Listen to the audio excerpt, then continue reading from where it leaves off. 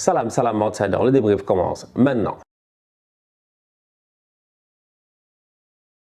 Arsenal perd aujourd'hui 2-0 face au PSV Eindhoven. Franchement, on va être très sérieux. Avant de parler de cette équipe d'Arsenal-là, j'ai d'abord envie de parler de Manchester United qui, eux, ont gagné 3-0 face au FC Sheriff. Là-bas, c'est positif. Donc, commençons d'abord par le positif. Manchester United a gagné 3-0 face au FC Sheriff. Top performance de la part de Cristiano Ronaldo. Il a été suspendu. Il s'est entraîné avec les U21. Ça a été compliqué avec Ten Hag. Cependant, sincèrement, toute honnêteté, pour son retour aujourd'hui, je pense que le gars, il a convaincu. Sur le terrain, il a été très intéressant, très mobile, très impliqué. Il aurait pu claquer un doublé, voire un triplé. Il a même eu un but qui a été refusé pour un hors-jeu d'un chouïa. Bref, c'est un Cristiano Ronaldo actif que j'ai vu sur le terrain aujourd'hui face à cette équipe-là du FC Sheriff. Donc du coup, franchement, on va être très sérieux. Ce Cristiano Ronaldo-là, à mon humble avis, j'ai quand même peur. Parce que pour moi, lui et Ten Hag, ils font semblant de s'aimer, mais la vérité, c'est qu'ils ne s'aiment pas. Enfin, la vérité, c'est qu'ils ne s'aiment pas. Ils sont là, je ne sais pas, il y a quelque chose, moi, qui dans ma tête, ça ne marche pas. Peut-être que je me trompe, j'espère que je me trompe. J'espère que Ten Hag et Cristiano, c'est l'amour fou, c'est l'amitié, c'est tout ça. Les gars se sont réconciliés. Mais le problème, il est là. C'est est-ce que Ten Hag, ce week-end en championnat, il va faire jouer Cristiano Ronaldo? C'est la question à se poser. Parce que Ronaldo, aujourd'hui, en Europa League, depuis le début de la saison, c'est lui qu'on fait jouer là-bas. Il n'a pas été, je dis bien, le plus chanceux devant les buts, mais aujourd'hui, tu sens que peut-être quelque chose s'est réveillé, peut-être que Ronaldo est de retour. Sincèrement. D'ailleurs, parenthèse, sa célébration, elle est magnifique. J'adore. Non, la célébration, là, est trop cool. C'était une légende. Lui, il est pertinent. Non, il est trop pertinent. C'est pas comme l'autre là-bas, là, l'autre petit de Rosario, là, le Messi qui... Messi a le même swag que ton père. Que mon père. Ils ont le même swag, des swags de papa, des swags impertinents, franchement. Ils n'ont aucun style, ils n'influencent absolument rien, en toute honnêteté. La seule chose qu'ils peuvent faire, c'est te mettre des coups de pression quand tu n'es pas tranquille, quand tu fais des bêtises. Mais Cristiano Ronaldo, le gars a bougé une bouteille ici, il a mis de l'eau à l'euro, tout le monde était en train de paniquer. Aujourd'hui, il arrive, la célébration, franchement, en toute honnêteté, je ne m'attendais pas à ça, mais la célébration, elle est cool. Donc Cristiano Ronaldo, peut-être qu'on se dit, à 3 semaines de la Coupe du Monde, on a envie de le revoir au top.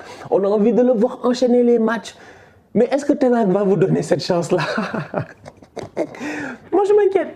Franchement, je m'inquiète parce que je n'ai pas grand-chose à dire sur le match de Ronaldo aujourd'hui. J'ai bien regardé le match, il a été bon. Franchement, il a été bon. Il a fait son match. Tu mets tous les contextes, tu prends tous les contextes que tu veux, il a fait son match. Mais est-ce que Ten Hag va le faire enchaîner? C'est une équation. Donc du coup, Manchester United l'emporte aujourd'hui 3-0 face au FC Sheriff. Dalot a claqué un beau but de la tête.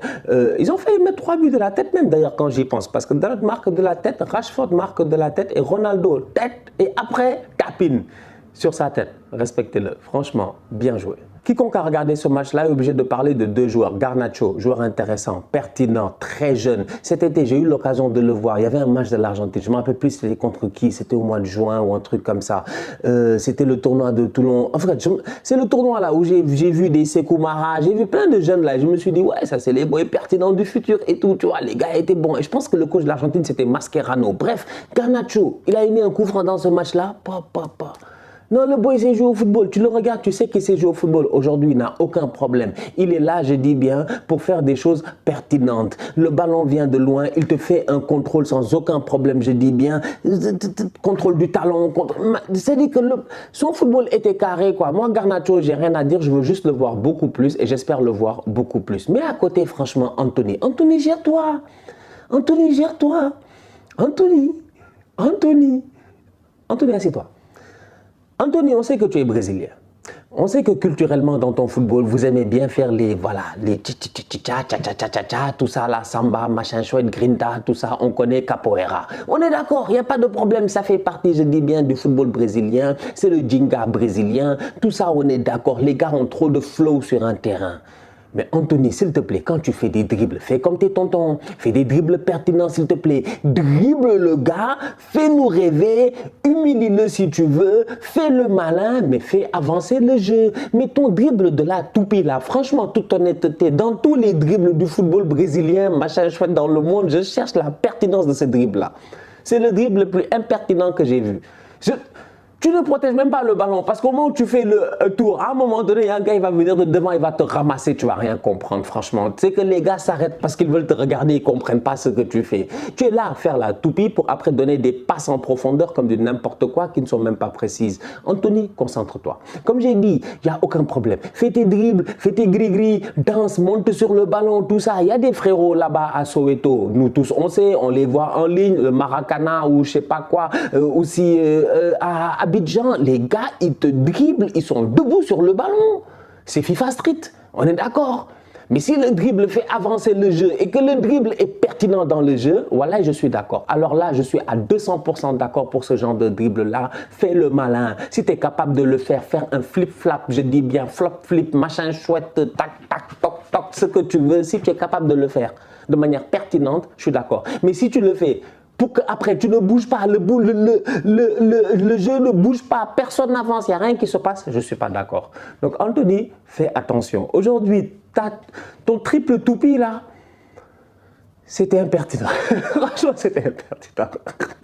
Gère-toi. En parlant d'impertinence, performance impertinente d'Arsenal, voilà, défaite 2-0 face au PSV Eindhoven. Je n'ai pas grand chose à dire parce que je parle beaucoup et tout le monde sait que j'ai déjà tout dit sur Arsenal. Je l'ai dit à Willou, je l'ai dit dans une vidéo avec Willou, on l'a fait ici cette saison, j'ai dit Arsenal peut être champion d'Angleterre à une seule condition, si aujourd'hui Arsenal a son 11 de départ qui ne tombe jamais blessé. Personne n'est malade, personne n'est blessé, les gars sont en pleine forme, on a notre 11 de départ, on le fait jouer, on enchaîne 38 matchs de championnat, je croise les doigts et j'ose croire que peut-être on peut être champion. Cependant, le football, c'est pas comme ça, il y a des hauts, il y a des bas, il n'y a absolument rien de linéaire.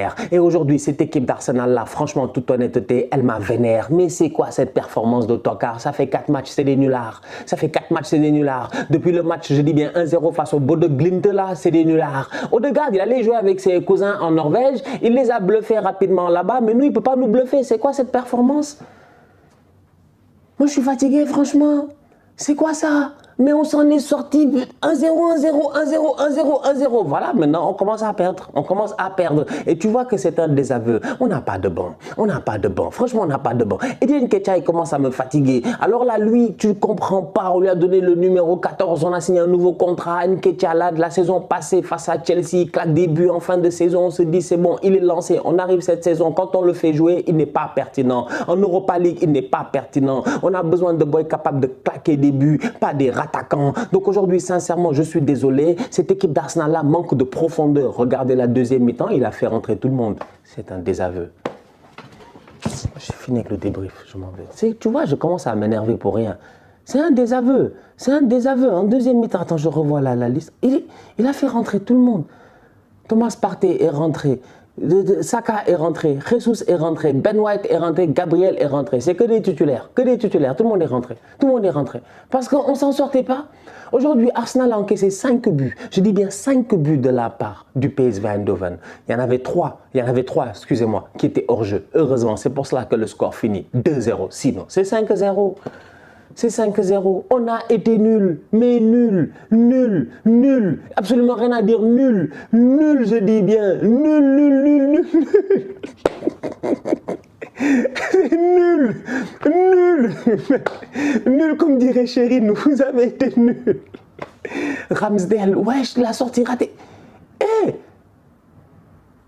les gars, moi je veux vous rappeler, Arteta s'il te plaît, rappelle à tes joueurs que nous, depuis le début de la saison, on fait les malins dans le quartier, on est premier de première ligue, on le rappelle à tout le monde. Mais là en ce moment là, moi ce que je sens là, ça sent pas bon. Moi là, je suis pas bien.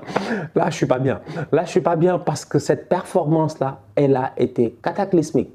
Ça, c'est un niveau que je ne veux plus jamais revoir. Et j'espère qu'Arteta aura ce genre de discours là avec son effectif, parce qu'aujourd'hui on s'est fait marcher dessus. Oui, c'est Xavi Simons. Ouais, c'est Xavi Simons. Heureusement, son but a été annulé pour hors-jeu. Lui, il a les flex, il les a mis debout, il a commencé à célébrer. On a cru que c'était Zlatan. Je dis, mais c'est quoi ça? Non, on n'a pas le droit de faire genre insuffisant au milieu de terrain. Sambi Lokonga, c'est comme je dis, quoi. C'est-à-dire cette profondeur-là, cette stabilité-là que tu as avec le double pivot, Partey, Xhaka, Martin Odegaard, Saka, Martinelli, Jesus, Gabriel, Saliba, tu as le 11 de départ. Les gars sont sereins, ils sont dans un bon jour, ils sont imbattables.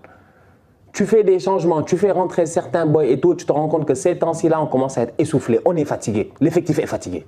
En fait, Arsenal est fatigué et moi je le vois et ça me fait peur. On n'a pas le droit d'être fatigué. On est déjà fatigué, on est en octobre. Purée. On va voir. Là, on joue Nottingham Forest. Je vous l'ai dit. Qu'est-ce que j'ai dit ce week-end? Qu'est-ce que j'ai dit ce week-end? Qu'est-ce que j'ai dit? J'ai dit Arsenal, ce qu'ils ont fait face à Southampton, c'est pas normal. J'attends de voir une réaction face au PSV Eindhoven. On est arrivé, on a perdu. Et j'ai dit, s'il vous plaît, ne vous faites pas taper par Nottingham parce qu'eux, ils ont tapé Liverpool. Ils ne sont pas là pour rigoler. On va voir ce week-end. Je sens déjà les larmes sont en train de monter. Je les vois. On commence à pleurer ici parce que cette équipe-là, non. On va voir. On garde espoir quand même en tant que supporter, c'est important. On garde quand même espoir. Moi, je reste très optimiste par rapport au reste de la saison, il n'y a pas de problème. Mais c'est juste que toutes mes inquiétudes commencent à ressortir. Je l'ai dit, je me rappelle, j'avais fait un space en début de saison, j'avais discuté avec des fans d'Arsenal et tout. Et je leur disais, Thomas Partey, il reste en santé pendant combien de temps?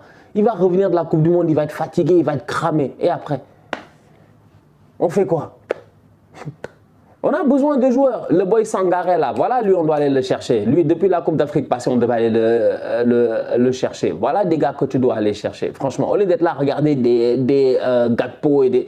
Moi, Gakpo ne m'intéresse pas. C'est un très bon joueur de football, mais je ne sais pas si j'étais directeur sportif, moi, il ne m'intéresse pas. C'est Sangaré qui m'intéresse. Il y a des boys que tu dois aller chercher, je dis bien. Des Douglas Luiz, des... faut densifier ce milieu-là. Franchement. Mais aujourd'hui, c'était léger. Franchement, voilà. Très déçu. Je suis très déçu. Très déçu. Une association de tocards. Le tocarisme de retour à Arsenal.